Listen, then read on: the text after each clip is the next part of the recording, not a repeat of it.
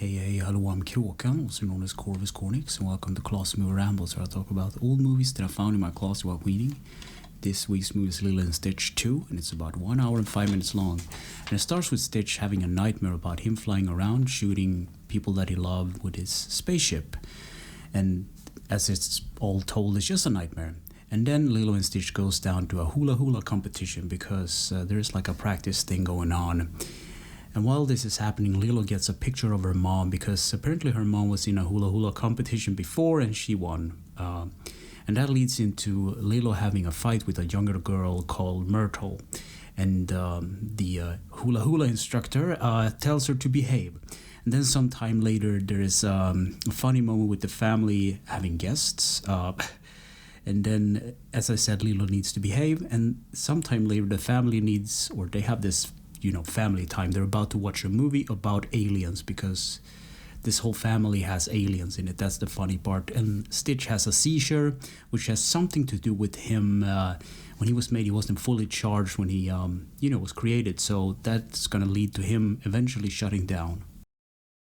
So the next day, Lilo and Stitch's plan is to follow in the king's footsteps, more or less being like Elvis. So they figure out that if they do a hula about a goddess, like an island goddess, they'll probably win. So they practice a dance, and while this is happening, Stitch is malfunctioning yet again.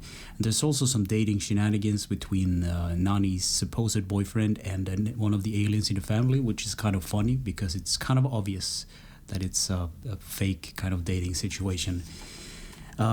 And then there's a rehearsal, and Stitch has a seizure during the rehearsal, and everything doesn't work out. And he tries to do good things, but in the end he blows it.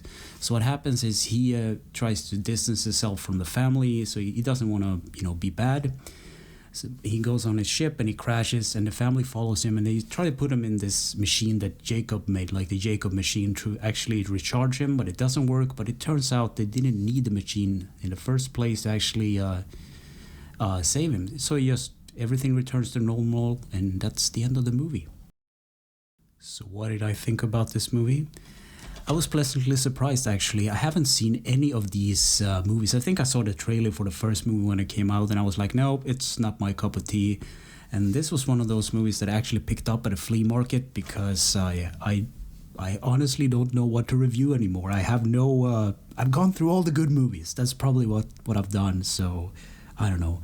I enjoyed it, but it's not a movie that I will put on and watch by myself. Maybe with my brothers and sisters' kids, maybe they like it, yeah.